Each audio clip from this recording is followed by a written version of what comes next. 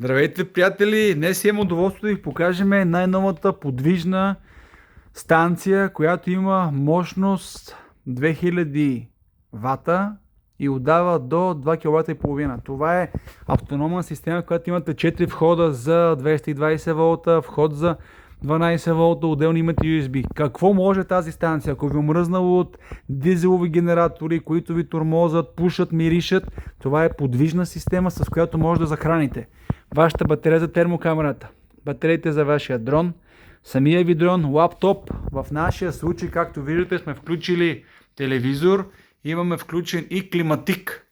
Така че една такава подвижна система можете автоматически да изкарвате до 12 часа в чакало, в кемпер, в автомобил, в къща, с която нямате захранване. Бързо се зарежда самата система, отнема и час и половина, абсолютно автономна, без звук, без абсолютно никаква поддръжка. Батериите издържат, имат гаранция 5 години.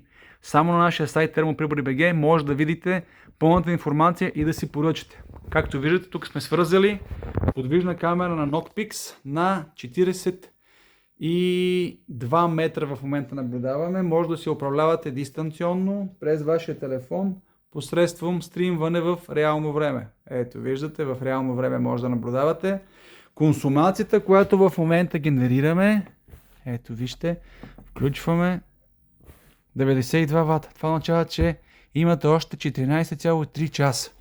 Така че вашата домашна соларна централа работи автономно. Имате телевизор, на който наблюдавате всяко движещо. Както виждате, зад един хищник се прокрадва в оградата. Отоплявате се горе на климатичето.